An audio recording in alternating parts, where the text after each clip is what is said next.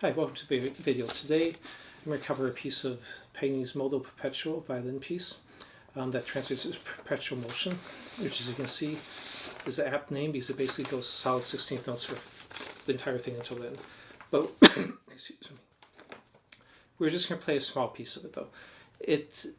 Musically, I don't find it very interesting. Haven't listened to it that many times, honestly.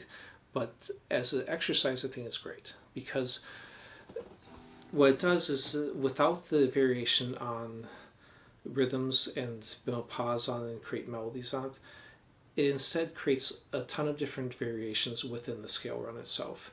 A lot of different sequence and permutations within it, which is good both for your fingering and your picking. And you can pull those ideas out and use them in your own ideas. So, for example, if I just take the first four notes of the piece, and then I pull that out and put it in a different octave, or same sequence but on different notes, and then create my own ideas from that. So that's what I'll do at the end, is I'll pull some of the sequences out, I'll demonstrate different ways you can use them and create licks. I'll show a tab for all this. Now, Paganini was an influence. He lived a couple hundred years ago on violinists ever since he's been around. He was a famous virtuoso on it, and violinists have used him as a way to test their ability and technique and improve their technique. In the 80s especially, he became more of an influence on rock and metal players too.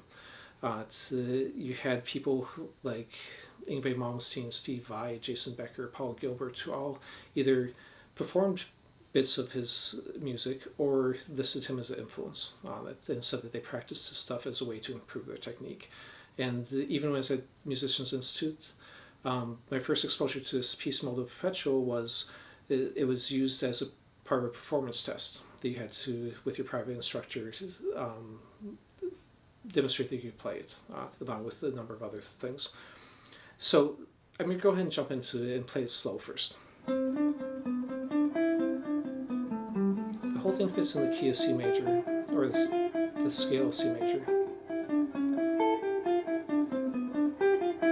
The only part that goes out is to hit the C sharp at one point to make a dominant 7 arpeggio.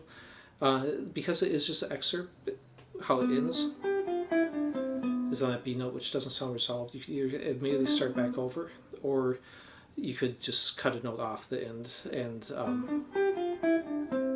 end on a C, or add that C in at the end if you want to sound more resolved when you're doing it. Okay, so I'll go ahead and play it faster now.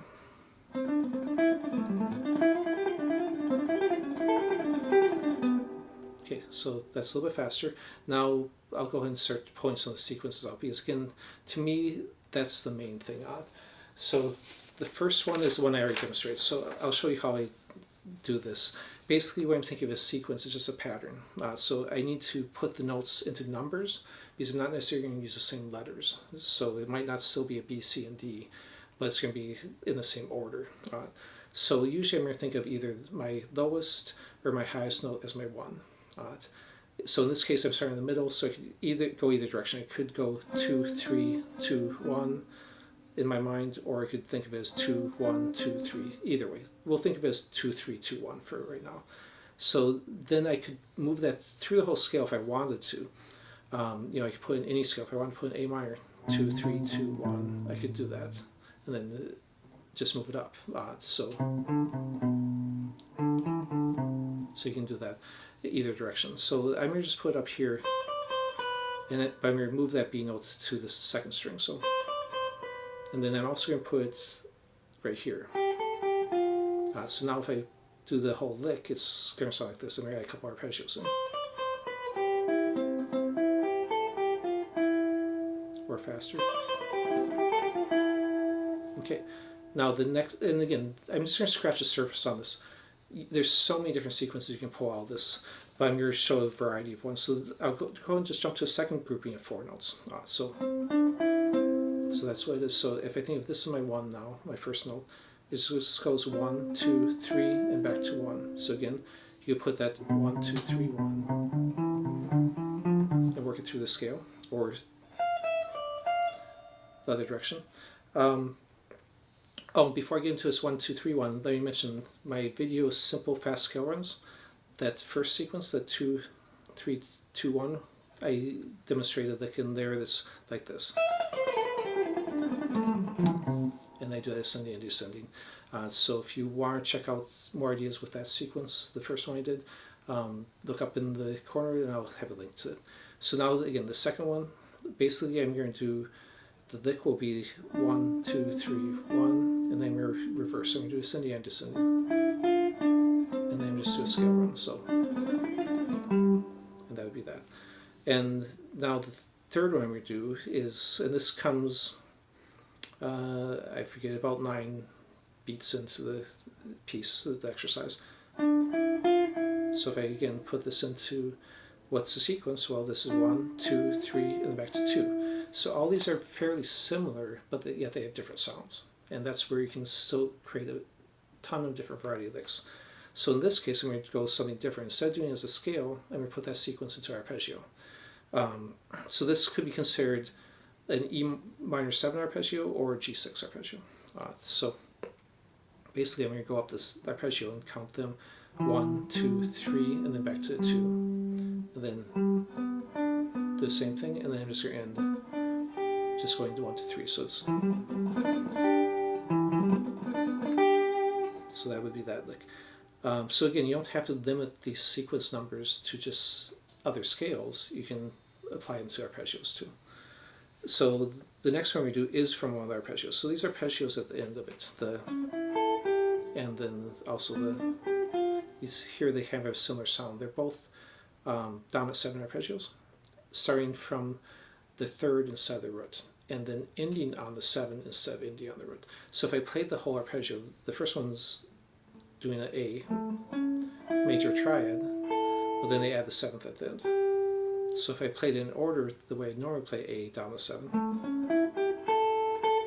it'd be that. But now they leave off the root, so it's the first inversion, and so go 3, 5, root, 7, which is the flat 7, and then just a scale run. Then they go back one though and do the G7. Again, this would be coming from this bigger shape,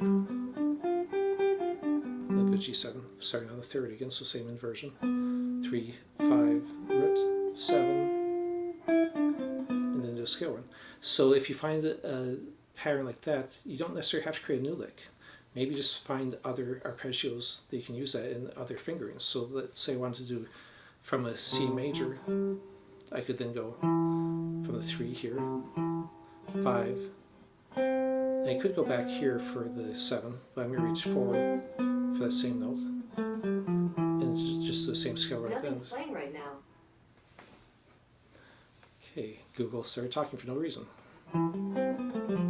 So that just sound like that. And then we move forward to a D minor 7. So again, the flat 3, 5, root, flat 7, scale run. So that'd be that. So I'll go and show you this. All right, for how long? Google, be quiet. Okay. No problem. Nothing's been said. Alright, so go ahead and look at this. So as you can see the top of it, I left spaces so you can see the 4-note groupings on it. And then those are the licks on the bottom. And again, you can use, the best thing to do is download this off my Patreon page. The link is below, and it does, you don't have to remember, so you can download it for free. Anyways, hope you liked the video. Thanks for watching.